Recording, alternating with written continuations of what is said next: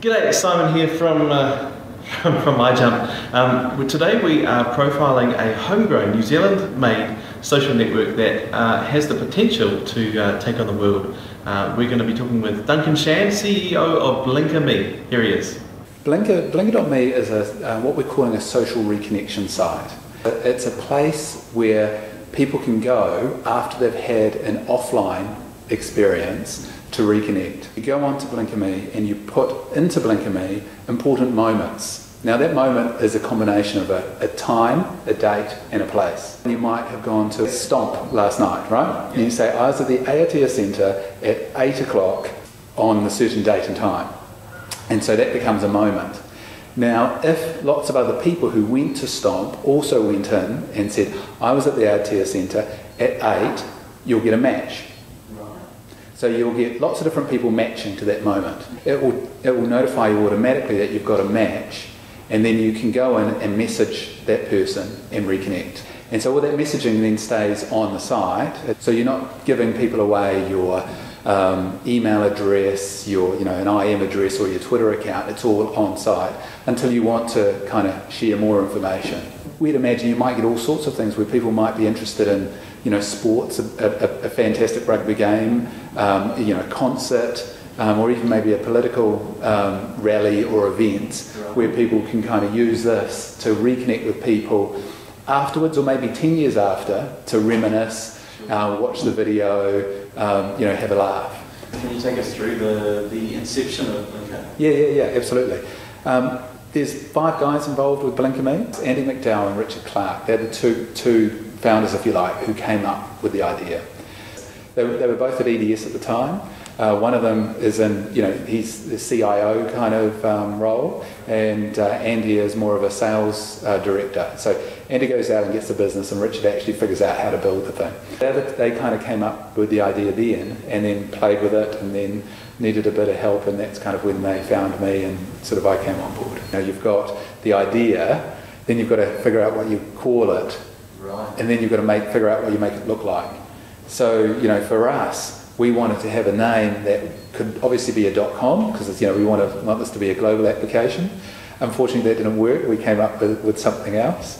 And we wanted a name that was catchy and could be used as a verb, just like Google is, Flickr is, Twitter is. The .com was, a domain name scammer issue. It was already there, and for the princely sum of $30,000 US, we could have Blinker.com, right? So unfortunately, as a small startup, we don't quite have that cash yet. Maybe in round 3 or 4 of funding, we'll get there. But what we managed to find is Serbia and Montenegro, they have the .me, and anyone can use a .me. So we thought Blinker.me, and actually it almost works better than Blinker.com. Nice. So, so that was that kind of a story. You've already got somewhat of a community. What are the top 5 things that you've done to reach those people? Well, what we actually did is we started out even before we launched the site. So once we had the name and the logo, we had these T-shirts produced before Christmas. We made 100. We gave them out to 50 guys, 50 girls to wear over Christmas holidays. We had a whole bunch of stickers made, so about 3,000 stickers. And we said to people, gave them each 10 sheets of stickers, and we said, stick the stickers everywhere, wear the T-shirts, and if people ask you about it, just tell them it's a new social reconnection site that's coming next year. So we started to kind of get a group of people that we all knew, because we were 5 guys, so we each gave them out to 20 people, and then started to get them to start to tell the story for us. So that was number 1 thing we did. Secondly, I think we worked really hard on the design of the site to make it look interesting and attractive, and we're coming up with stories and a way of communicating on the site and offline, so in bars, because that's kind of the social launch. We're launching that in Pasha tonight. That is humorous and funny and a little bit controversial. I mean, the guys that did the T-shirts, they were the guys that used to work on 42 Below. And 42 Below have got a history for being being a little bit cheeky and getting themselves in a little bit of trouble, and pushing that line.